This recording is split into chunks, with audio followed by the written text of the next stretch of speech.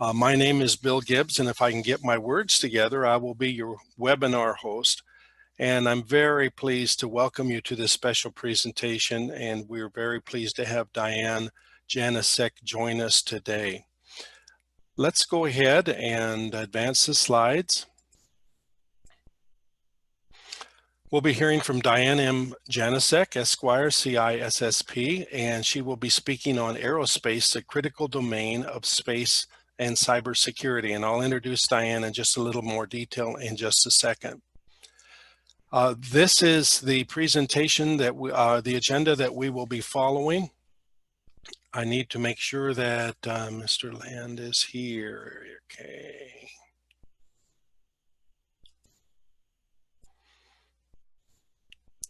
What I'm doing now, folks, is we will have a word of welcome from Hayden Land, the chairman of the Board of Trustees of Capital Technology University. And I wanted to just make sure that he has joined us, and I wanted to verify that, and that he is here, in fact, and ready to go. Yeah, Bill, I'm here. Perfect, perfect. Thank you very much. All right. In addition, after Hayden gives his word of welcome, and we will have session pointers, a little bit of housekeeping. I'll introduce the presenter, and then we'll launch right into the presentation. We will be collecting questions throughout the presentation in one of two places. You can type it in either one in the question and answer period, question or answer dialog box, excuse me, or in the Zoom webinar chat dialog box. We'll be monitoring each one, and at the end of the presentation we will answer just as many questions as we can. We will not try to answer your questions during the presentations, but as soon as it's over, we'll open the floor to all questions. Then after all the Q&A is done, we'll look real quickly at the upcoming webinars. This is the first of 4 webinars this fall. And then we will talk a little bit of housekeeping again about how to get a copy of the recording, a copy of the slides, and a certificate of completion or participation. With that, since Mr. Land is now present with us, I'd like to go ahead and introduce him to you, and he will say a few words. Hayden Land is the chairman of our board of trustees, and as you can see here, his brief bio is below his picture. With that, Mr. Land, please come on and bring us a word of welcome. Well, thank you, Bill. I appreciate the kind introduction, and I'm very pleased to welcome everyone for this fall semester launch of these webinars, or what we're referring to as CAP Tech Talks. I'm pretty excited about listening in today. The speaker that you all have selected is proven in her field and a great leader in this domain. And as Bill said, he'll more formally introduce Diane shortly after a few of my brief remarks. Now, I'm going to briefly touch on my support and engagement history with Capital Technology University, the value it brings to this educational landscape. I began my involvement in, I think it was 2008, at an executive briefing that was held in my office in Lockheed. And I was looking for an institution that was really more connected to the business environment, more hands-on experience, actual, producing students with a solid education background, but with professional experience.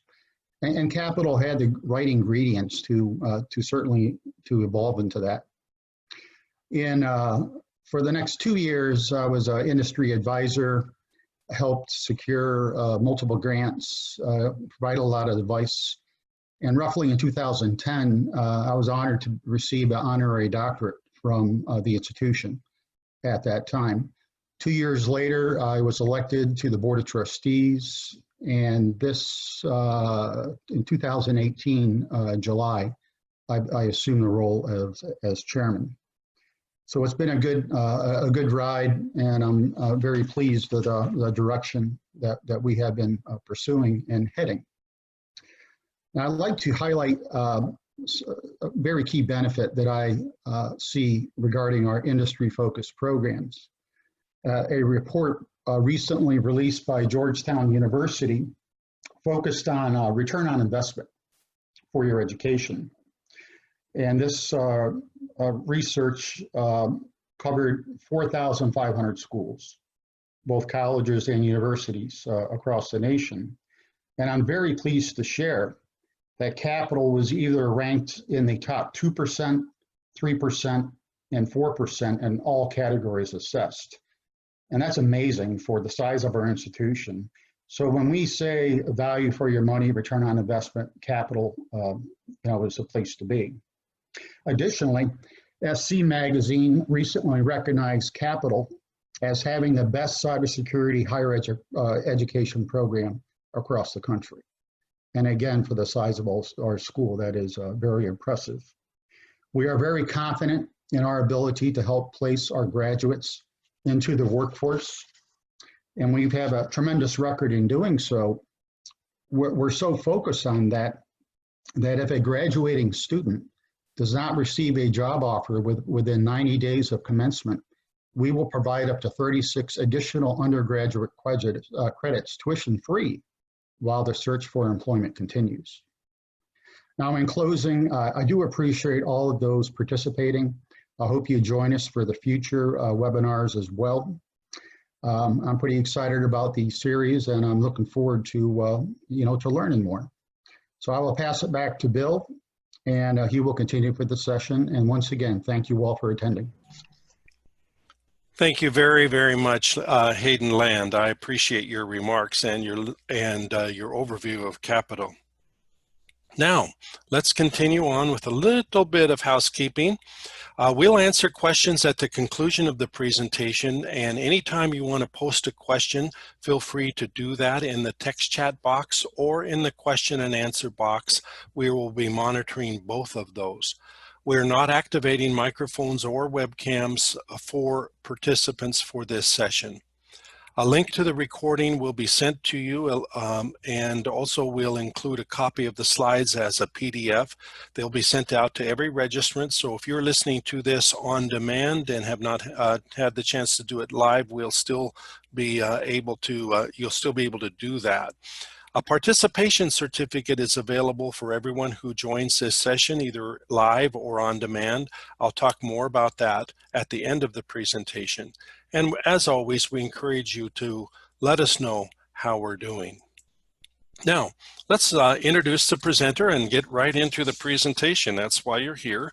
Our presentation today is called Aerospace, the Critical Domain of Space and Cybersecurity, and is presented by Diane M. Janosek. Diane Janosek is a member of the Defense Intelligence Senior Executive Service, or SES, and currently serves as the National Security Agency's Commandant and Training Director for the National Cryptologic School. In her role, she manages and oversees the delivery of unique courses for the U.S. intelligence workforce, both civilian and military, in the areas of cyber, network security, cyber resilience, and encryption, ensuring a robust federal workforce to defend critical national security networks. Janosek has published numerous articles in various cybersecurity and legal publications. She serves as an adjunct professor for the National Intelligence University's Master of Science in Strategic Intelligence program in Washington, D.C. She serves on the board of advisors of the Military Cyber Professionals Association and is a member of the White House's Federal Committee on STEM Education. Welcome, Diane Janosek. We are very honored to have you join us as our presenter today. Well, thank you, Bill. Hope everyone can hear me okay. I sound all right? Right? Okay, great. So first of all, I want to thank all of you. I love this community, this profession, and that works the cybersecurity realm, the education realm. They are so welcoming, just a wonderful group of people. So all those that took their time out to join me today, just thank you, and thank you for doing what you do every day to secure our nation. So first of all, I just really want to deeply appreciate all the participants, and I really want to thank all the folks at Capital Tech for hosting me today, and Bill Gibbs. He is really phenomenal, really helpful in all the work that he does with the Tech Talk seminar series and coordinating all of that. And of course, I want to thank Dr. Sims, a good friend and colleague of mine. We really appreciate him. And of course, thank you, Mr. Land, and for all you do and the roles that you've played with the university for last decade at least, and more, in trying to steer them to a bright future. And of course, I want to thank Dr. Ian McAndrew, the Dean of the Doctoral Programs, who has been so awesome to so many students, and of course, internationally recognized in his own expertise as well, so own domain. And a big shout out to Diane O'Neill, also a good friend and colleague. So thank you for Capital Tech. And I was going to shout out to all the great things that Capital Tech has done and how they are a leader in their own field. And but Mr. Land beat me to it. As you know, they got their Credible Award for the 2020 SC Media Award for the Best Cybersecurity Higher Education Program, and they just do a lot of great things. They are the national security agencies, as well with the Department of Homeland Security, designated as a CAE, a Center for Academic Excellence in Cybersecurity, and they've earned repeat designations of this elite recognition. I know it's a lot of words right there, but they have proven themselves over and over again to be rigorous and robust in this area field. So that's why I really enjoy Capital Tech University for what they're doing, and especially their focus on being military friendly. That means a lot to the Department of Defense, so that's exciting as well. So with that, we're going to go into my presentation. And this field, and a lot of you may be familiar with it and or may not be, but it's a really growing field, and I've been calling this our new Sputnik moment. And why do I say why would I call it that? You're asking, right? Well, if you think about it, Sputnik happened back on October 4th of 1957. It was the first artificial satellite that went up into orbit, by Russia, and it remained in space for 3 months. It weighed 180 pounds, did 1,400 orbits, and had 2 radio transmitters and 4 antennas. That event really spun up the United States, right? It said, hey, we're going to rally, and what are we going to be doing in this space? We need to get together and put our own assets into space, and that really began. Gave a lot of momentum and energy behind the U.S. space program. So that was quite exciting, and I really believe here we are. Decades later, we're here again at the new Sputnik moment. And you'll understand why I say that once you hear what's been going on in the last year with Russia and China, and how their capabilities have really expanded in this space, and how it puts us at risk as Americans. So it's pretty exciting that we have this call to action. It's a little bit scary that our adversaries are really gaining on us in terms of their capabilities, but we have no fear because we're Americans and we love to be creative and be innovative and rally together. So I'm going to share with you a couple of things, and then kind of put together where can we go together from here. So before I go into my first slide, what Mr. Gibbs is going to do for me is he's going to pony up two videos. The videos themselves are actually fairly short, but I thought it might be helpful to paint the picture. So this briefing is about cybersecurity and space security. And why do I say that? Space security is that the security of our satellites, our space assets. And what we're finding, there's actually the same cybersecurity threats that we see on the ground in terms of your laptop, are the same cybersecurity threats that are can impact and are impacting our satellites, miles and miles away. So there really is that intersection of cybersecurity and space security today. So these two videos, the first one is an NSA video that we did about 2 years ago, and it just sets the scene, things that you already know, but just kind of sets the scene of the cybersecurity threats are really growing. Then I dovetail that into a CNN, I thought it was a 60 Minutes, but it's actually a CNN video, and it just paints kind of a doomsday picture of what would happen if satellites were taken down. How would that impact us as Americans?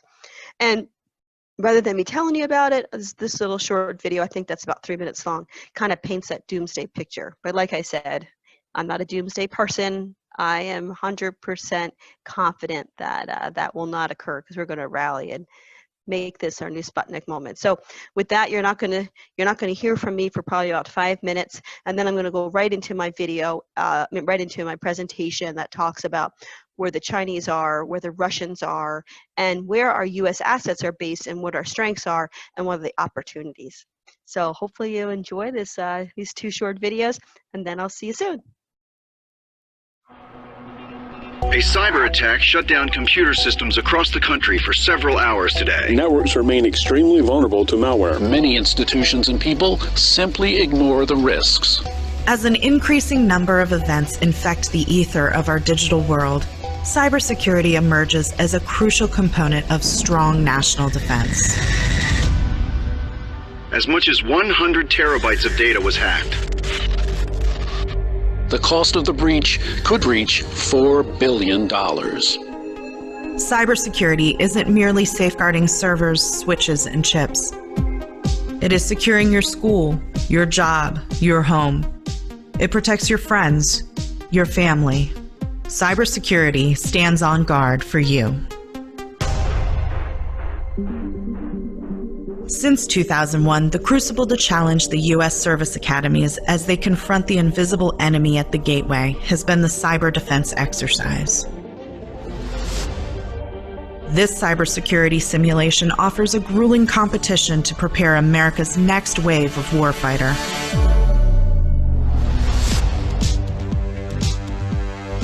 In the past, cadets and midshipmen from the academies at Army, Navy, Air Force, Coast Guard, and Merchant Marine competed individually. Now they gather in one arena. And no longer is the NSA cyber exercise only about defense. NCX implements response tactics to better counter cyber threats. On this virtual battlefield, blue marks the uniform of the defensive unit, fortifying networks. Lurking opposite of the blue defenses is the red team, the infiltrators, scrambling through offensive tactics to expose vulnerabilities, plant disruptions, and siphon secrets. The education and training of NCX advances cybersecurity through trials of teamwork, planning, and decision-making that will stress the teams from the 5 military academies over the course of 3 adrenaline-rushing days. The school that compiles the highest point total through this cyber tactical war game captures the Director's Trophy and victory in the National Security Agency cyber exercise.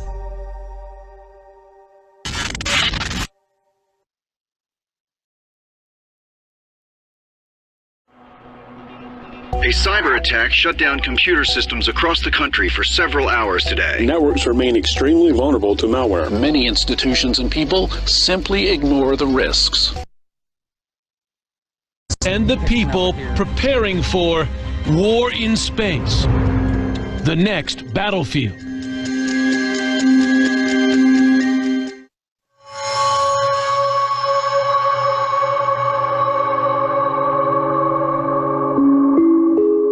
As the sun sets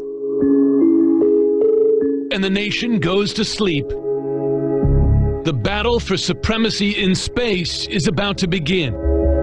One final night before Americans wake up to a new and daunting reality. 10 a.m. New York, 7 a.m. Los Angeles. Cities normally buzzing with the morning rush suddenly stall. TV networks start to go dark. Internet connections run slow. ATMs begin to malfunction. There's confusion. No panic, not yet, as stealth cyber attacks are racing through the U.S. at the speed of light. Then you have the question of, is it a cascading effect or not? By noon in New York and 9 a.m. in Los Angeles, financial markets dependent on exact timing provided by GPS are frozen. Mobile phone services already patchy fail. Confusion gives way to growing fears this is much more than a simple cyber glitch. Many traffic lights and railroad signals, also timed by GPS, default to red, bringing transport to a standstill. Commercial air traffic is grounded as pilots lose navigation and weather data. Power stations and water treatment plants begin to stop functioning. This feels like utter science fiction, and yet it's not. Promoting track 1-2. By now, Americans know the country is under some kind of attack. This is Sivers. We're detecting a space launch on it. And they look to the armed forces to spring into action. Stand by. Data building is low. 0 on check departure. But the world's greatest military is struggling to respond. Military pilots and drones lose contact with the ground. GPS-guided smart bombs are rendered dumb. Warships lose contact with commanders. This is the nightmare scenario. Chaos on Earth as our adversaries launch a massive cyber attack on key infrastructure and disable and destroy our satellites in space. The first shots in the first space war. And the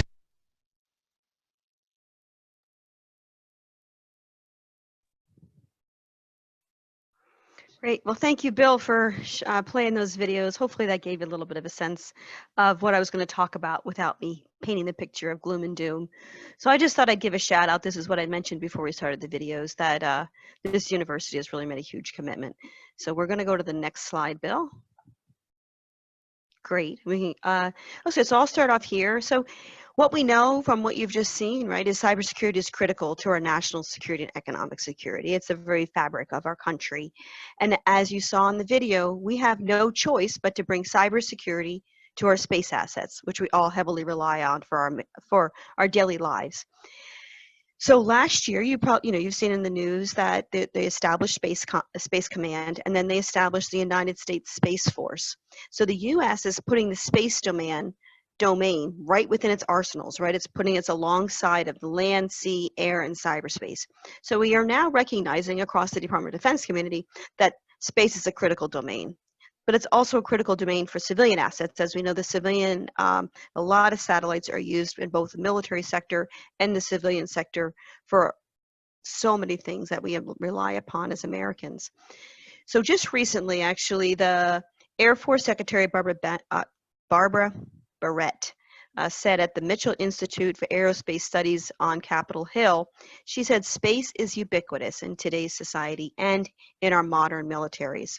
This new space environment, complex and contested, calls for a new approach from the United States.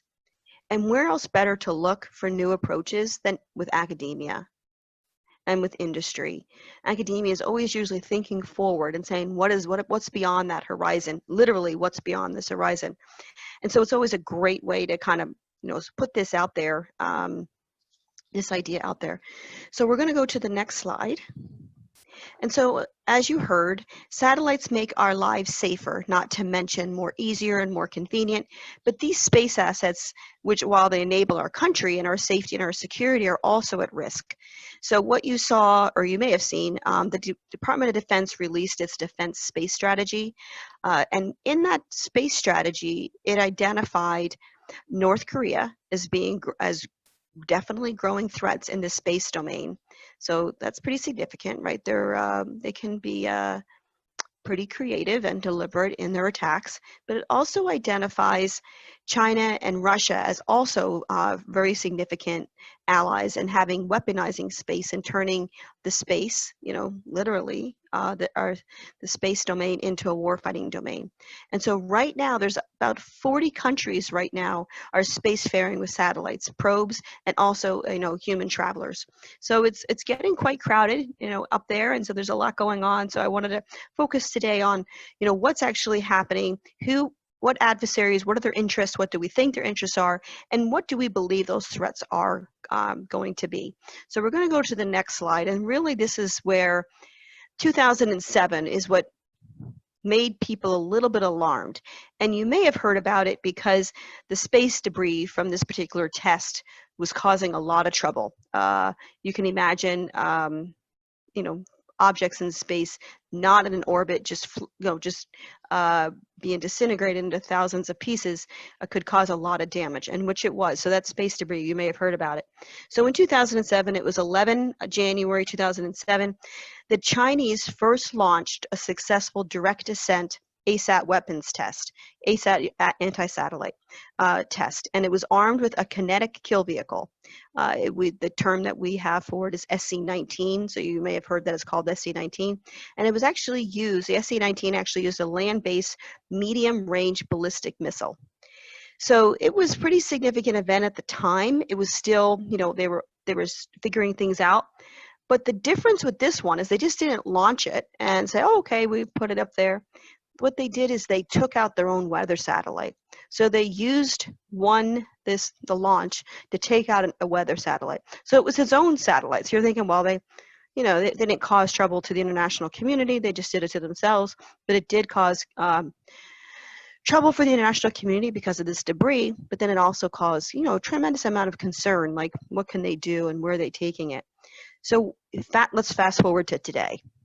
So now 2020, it just recently came out in an article by Major Leanne, who goes by Trixie Zavitsky of the United States Air Force. She's actually currently the Chief of Operations within the Air Force under the J-32.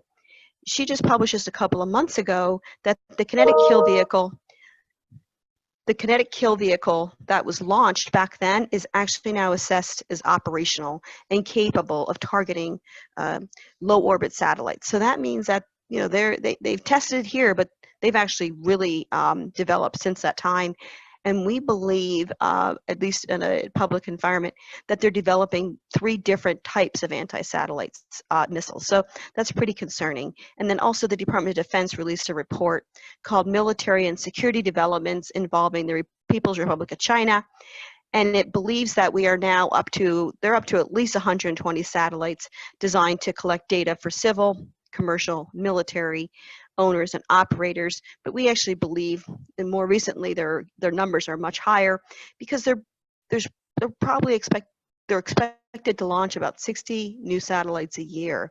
So they're really getting into the space business. As you know, they're very territorial in the seas. We've seen that all the time. So now this territorial claim and kind of their putting out their footprint in the space is equally concerning. So we're going to go to the next slide. So we also know that the PRC, before I forgot to mention this, we also know that the PRC is developing electronic warfare capabilities such as satellite jammers, offensive cyber capabilities, and directed energy weapons, according to the Department of Defense report. So the big thing that's going on is this slide. And this particular event. So I'm not sure how many of you tracked this. There was a lot going on, as you know, in the summertime with the civil unrest and the COVID and a lot of cyber scams going on with COVID. But what happened on July 20, I believe it was, July 23rd was actually when we actually talked about it, but it was actually the middle of July. The Russians did the same, something fairly similar to what the Chinese did, but it was just a little bit different. So what they did, and this will show you here, this Cosmo 5243 and Cosmo 2543, there's 2 different ones. They were launched in November of 2019. So they've been up there for a while, and we were tracking them. The U.S. was tracking them, and they were publicly tracking them. And the Russians kept saying, oh, it's just an inspection vehicle. Yeah, they're trailing each other, but they're just an inspection vehicle, and nothing to be worried about. It's nothing that shouldn't, nothing concerning. So sure enough, as in as based upon what we were expecting but weren't sure, July 15th. The Cosmos, what was it? Which Cosmos was it? 2543. So the 2543, that one there, actually you can see it if you can look at it properly. It blasted off that projectile. So where it says the red block that says a weapon was injected into orbit from Cosmos 2543. So it left the one, was actually going almost towards the other one. It left the one and released a projectile. So what do you consider a projectile to be? Something launching at high speed with capability to destroy. It's a weapon, right? So it released a weapon in space, and so that projectile was considered to be a weapon. So that really was a little bit concerning because while it didn't do any damage, it did say the UK came out and said, yep, this is a satellite that's being used as a space weapon.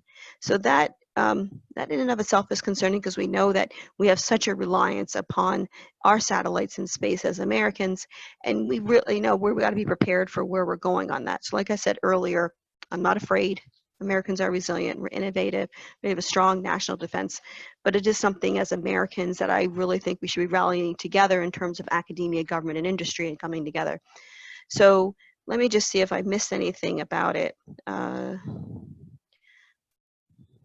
So what General J.W. Raymond, he actually goes by J, so I wanted to make sure I read his name properly. So J. Raymond, he's a chief of space operations, and he's also dual-hatted as the commander for the United States Space Command. What he had to say about it is, the Russian satellite system used to conduct this on-orbit weapons test is the same satellite systems that we raised concerns earlier. This is further evidence of Russia's continuing efforts to develop and test space-based systems, and consistent with the Kremlin's published military doctrine to employ weapons that hold U.S. and allied space assets at risk. So then Christopher Ford, I don't know if you're familiar with Christopher Ford, he's the top arms control official at the Department of State. He actually said, Moscow aims to restrict the capabilities of the United States while clearly having no intention of halting its own counterspace program, both ground-based anti-satellite capabilities and what would appear to be actual in-orbit anti-satellite weaponry. So I put that out there just so that we, you know where things are going.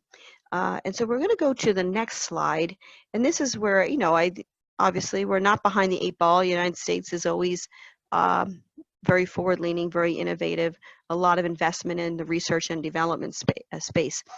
If you haven't read this report, it's a pretty neat report. Actually, I have a hard copy next to me.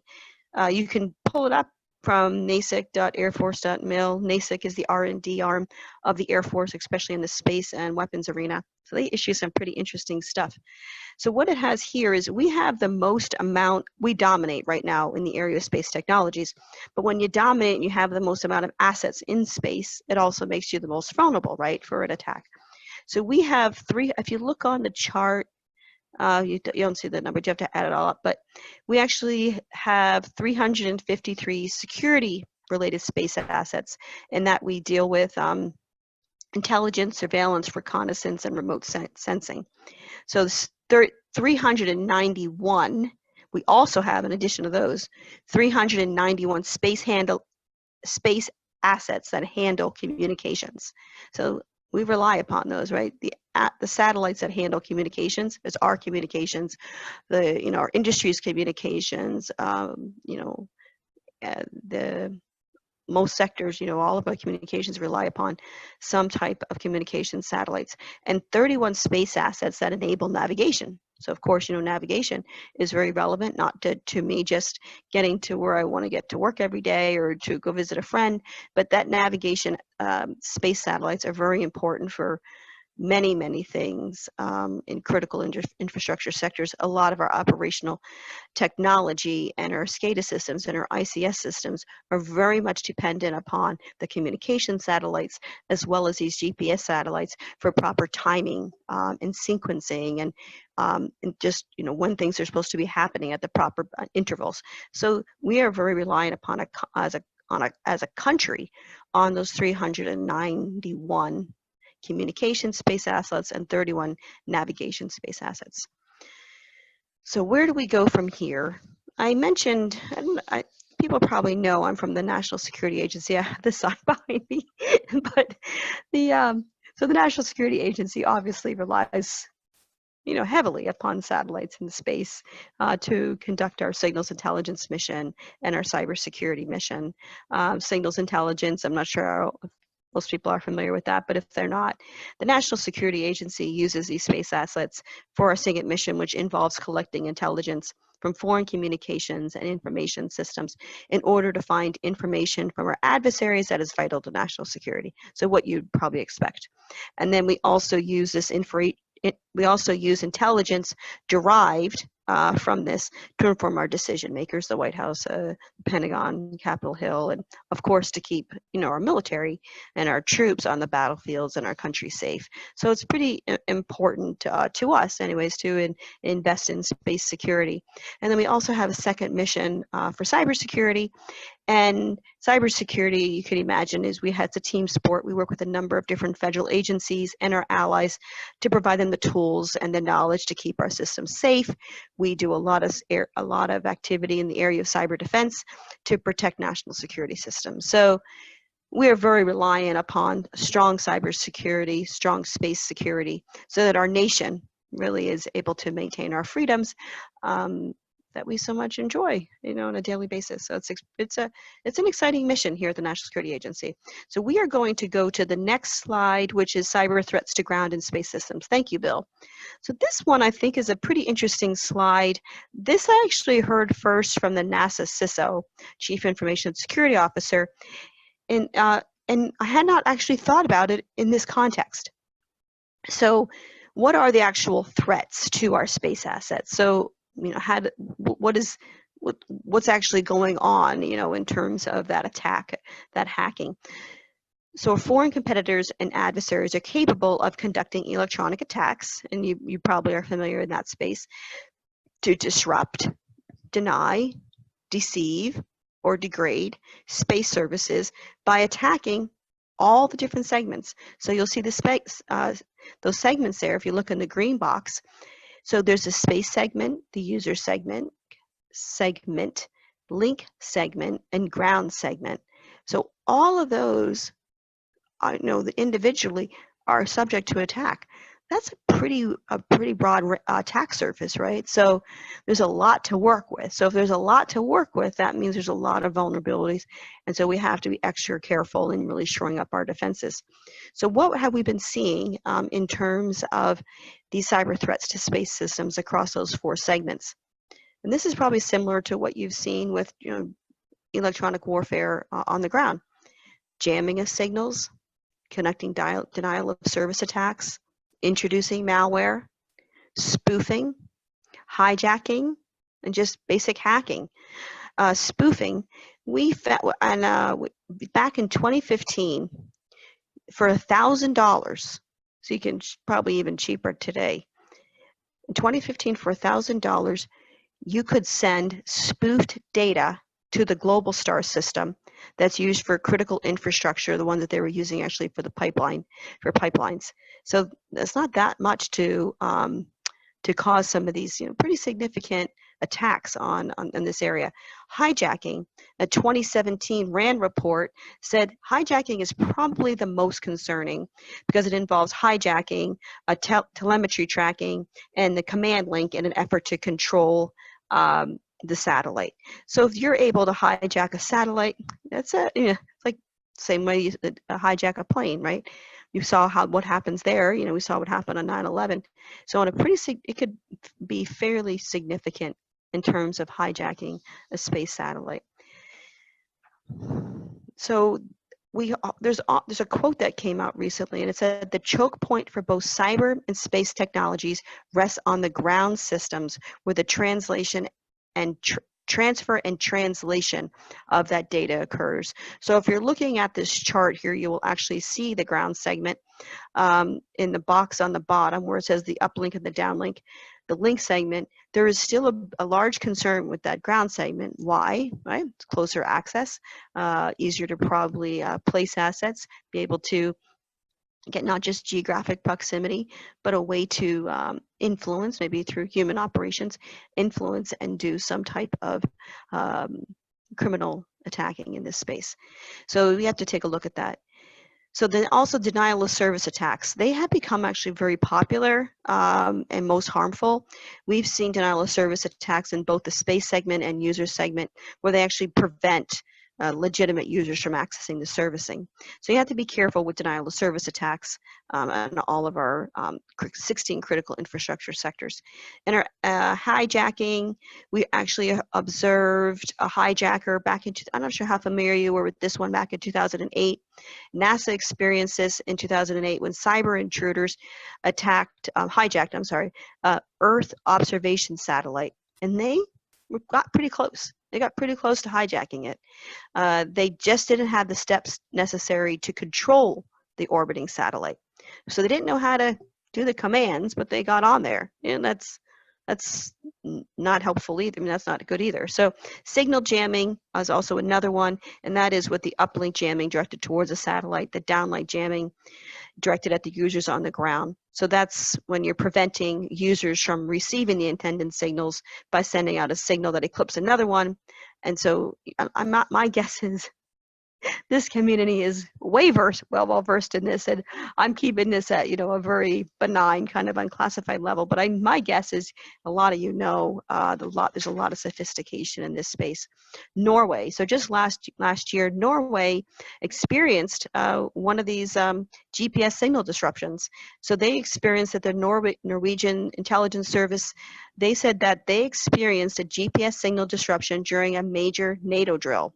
And it really attributed it to Russia. It said that it was a particular concern, even though it was just a drill. It could have happened in, they said it's a threat to their civil aviation in peacetime.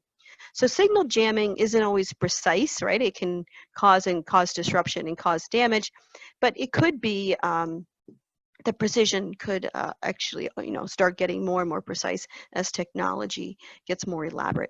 So I think I mentioned spoofing already. I want to see if there's anything else I mentioned. Okay, so I can talk a little bit about what happened with Russia with spoofing, and you can, this slide hopefully helps paint that picture.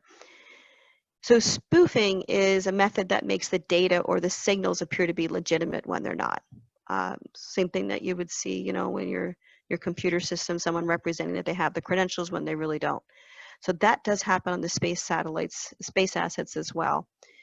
So that could hurt, right? An operation, especially if you need to know the locations of something, especially if you're trying to recover assets, recover people to a successful mission, to protecting our military and servicemen and women globally.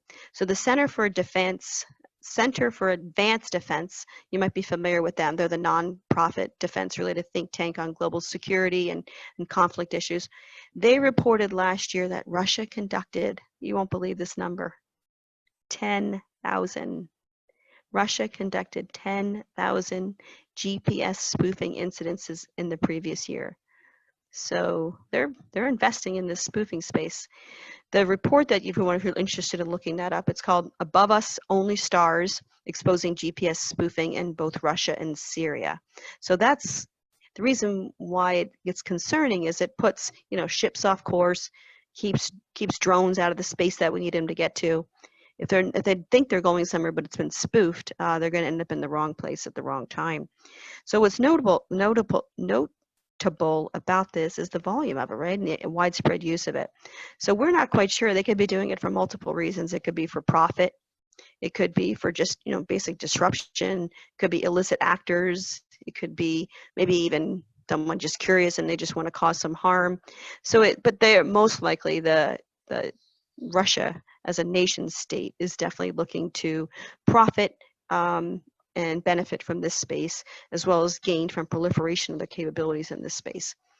So this is the time, right, to really invest and really take a look at it. So before I go to the next slide, so what we're looking at is using the knowledge of academia, the knowledge of industry, to come together to really make sure that we take a look at the communications between the satellites and the ground stations, and safeguarding the satellites and the ground stations themselves. So we know this is happening. We've seen this working with China and Russia in this space area. So we have to start thinking a little bit differently. And I just thought I'd paint an analogy to ground-based systems for a minute. So while I'm talking here about space systems, I know that the Capital Technology University is very much interested in the critical infrastructure sector and operational technology. You may not be aware, but my guess is probably a lot of you are aware, what happened in the Middle East. In the Middle East, there was 3 attacks on a low level, but still very concerning in how they did it. And there's the analogy here to the space area in terms of starting off small, but you can go much bigger and ramp it up. So what happened there was 2 attacks on agricultural sites. It was really just to impact it was the water that was being impacted to kind of cause harm to the food production in the area. So they caught on to it. They were able to shore up those the ICS systems that were there and to make sure that they restored the crops before they were destroyed. But then what happened is it jumped. That similar type of concept in terms of being able to hack we then saw it, and there was this conflict, and you can take a look at it. I'll tell you where to look it up in a minute. Then it jumped and it went to a civilian population, not an agricultural site, to a civilian population, and the attack was on the water system that was serving civilian communities, just regular civilians. And they were affecting the chlorine levels, and those chlorine levels were being adjusted to cause mild poisoning of that population.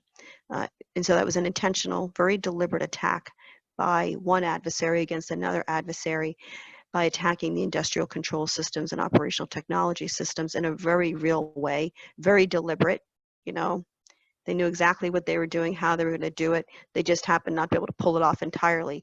So that type of planning, know-how, taking discrete steps to execute harm to an adversary, using the long game, the long war to do that.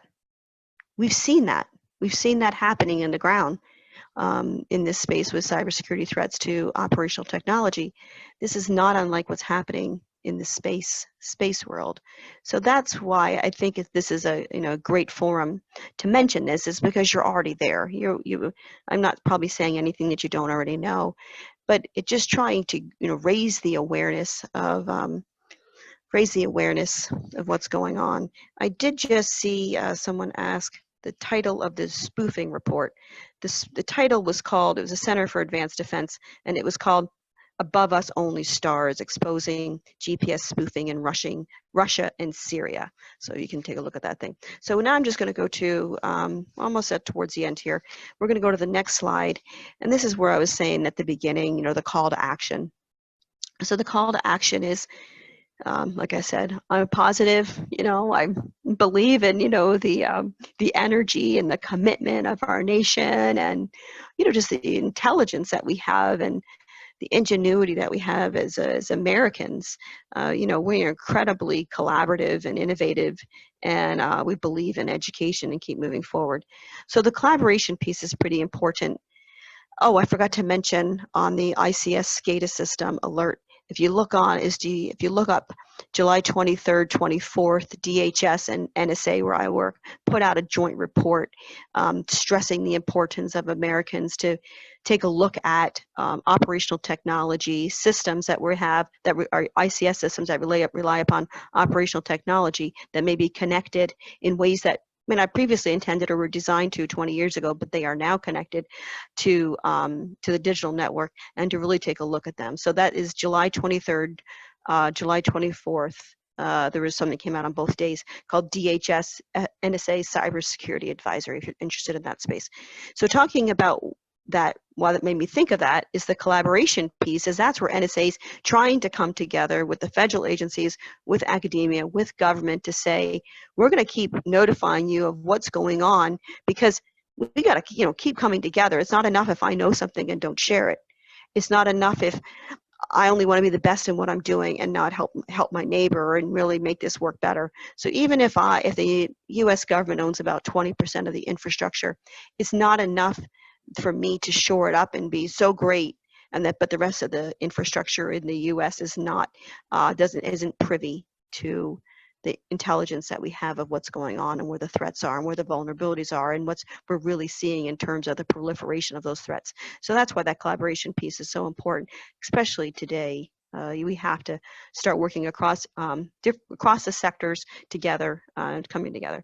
So education, of course, you know, I'm a big fan of the education. My position at the National Security Agency, I'm dual-hatted as a training director for the entire NSA enterprise, which does military and civilian training and our partners and allies. And I'm dual-hatted as the commandant for our school. And in our school, we have colleges, cyber, cryptology, language and business, and leadership. Languages, yeah, business and leadership are together. So those 4 colleges, we really work together to upskill the National Security Agency's workforce to fight the threat. So we are constantly evolving, constantly innovating, have to maintain currency in what those threats are. So it's a great time to be in education because you can never be stagnant. You got to keep moving forward. So I'm really proud of what the National Security Agency does, one for the nation, and then also to ensure that the workforce that we have is up to date on what the threats are, how it's working, where the technology is, where do we see the threats coming, where should we be integrating better to shore up our defenses and really make our national security systems as strong as they can and be able to provide intelligence for our nation to keep our nation safe. So it's pretty exciting. And under that education arm, I also run with the team, of course, the Centers for Academic Excellence in Cybersecurity for research, cyber defense, and cyber operations. So that's a consortium about 330 schools nationwide. And of course, the Capital Tech University plays a key role and a key leadership role, you know, in that program, which is pretty phenomenal because it's an elite set of schools and the leadership positions are a very, very much smaller elite set of schools, and Capital Tech is one of those schools. So we really appreciate their leadership in this space. So then innovation, I mentioned that I talked with Sergio McKenzie last year at the Cyber Maryland conference about what was going on in this space area. And so I was looking at the word innovation as I was thinking about, and the word innovation comes from the Latin word innovar, which means to renew or to restore. So that's what we're doing today, right? We're not afraid. We're going to renew and restore and breathe life and that call to action in this space. So that's the time is today, and they're come together. And I have no idea if I lost track of time because I was getting excited talking. So, Bill, I'm not sure if you even have any time left for questions and answers, but I just want to say it takes a village, and all of you are part of that village, and it's only together that we're going to rise as a nation. And you know, we're here to help. Anything I can do to help, you know, I'm here. So over to you, Bill. All right, thank you, Diane. Diane, I think we are running out of time. This has been a magnificent presentation. I've really enjoyed it. I'm going to just cherry pick a couple of questions for you to quickly answer because I think that they're valuable questions that should be asked. One question is, do you collaborate at all with the NSA Red Team or RT community within your position? They help inform our teaching, and they could be the students and also the instructors. That I worked with them previously in other leadership positions at the agency very much more closely, but they definitely help us in our space for sure, to as both as the students as and educators. I noticed that I'm wearing red and you're wearing red, so apparently we are on the red team already, aren't we? Rishab asked a question. He asked actually several questions. I wish we could go into great detail in response to that. He truly is an expert in this area. But he asked a pertinent question. He said, do you believe that open source flight software and ground networks as a service increase the chance of cyber attacks? Are academic satellites more at risk due to heavier reliance on open source flight software and ground networks as a service? I don't think I know the answer to the second part of the question because I'm not as familiar with the academic reliance upon it. The first one, it could open up a vulnerability, but if they're operating as a service, right, my sense is they're going to ensure that they have the proper investment for security and the defense of that service, right? So I'm actually a fan of consolidating and doing things as a service. I like that idea. I speak frequently on security operations centers as a service, because if you have the consolidated effort and the consolidated investment, then you can get the right people, the right continual refresh of what needs to be done. They have a better opportunity and stronger in numbers in terms of what they're doing. So there's a increased risk, but they can actually mitigate that risk in a way that manages it and actually makes them stronger. It's better than trying to do it all individually. I really like coming together, especially in this space that's so incredibly complicated, and there's only so many experts. So you can consolidate the experts in one place, it's better for everybody.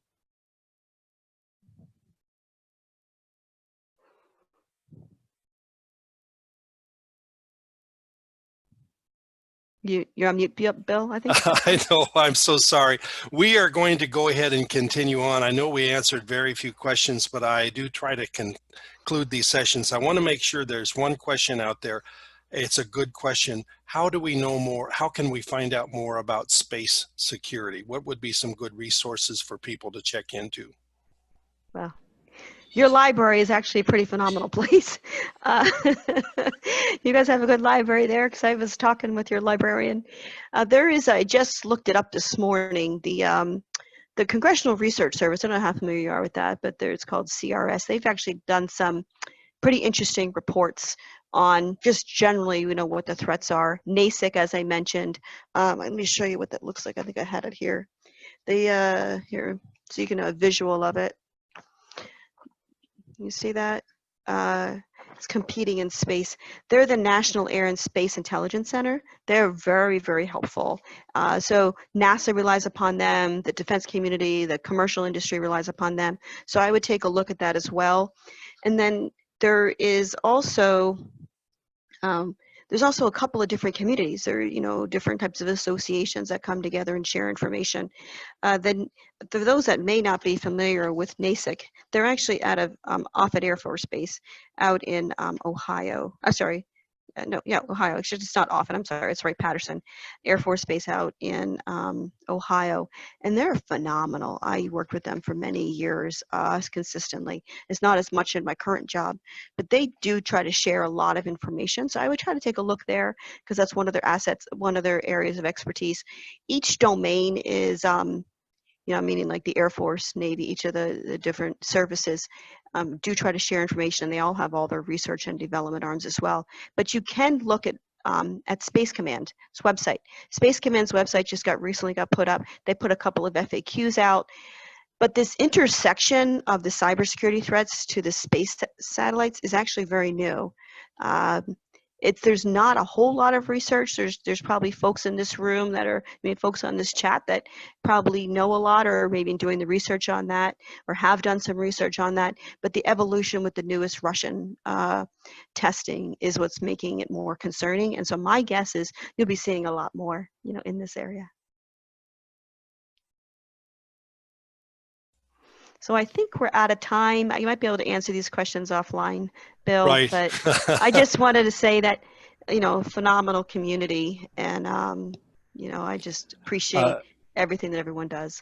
As always, when we have a dynamic speaker, there's a ton more questions than we have time to answer. And I always know it's frustrating to everyone to cut them off with their questions.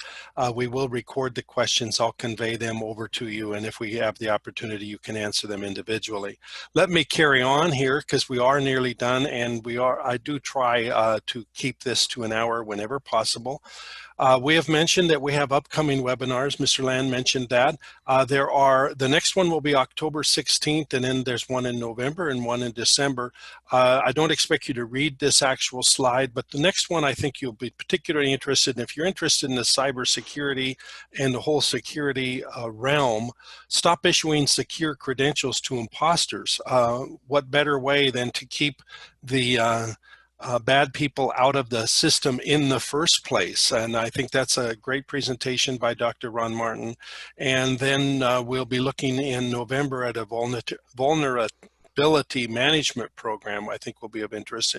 In December, we change gears completely and talk about our brand new program in professional trades administration, which is very exciting, to basically parlay apprenticeships into college credit. I think it'll be an excellent program.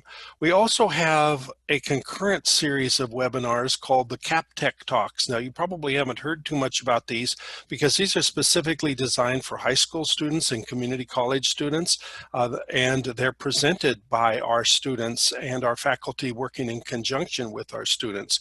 And as you can see here, there's one next week on September 25th, and then they're pretty much blasting through all of October and early November.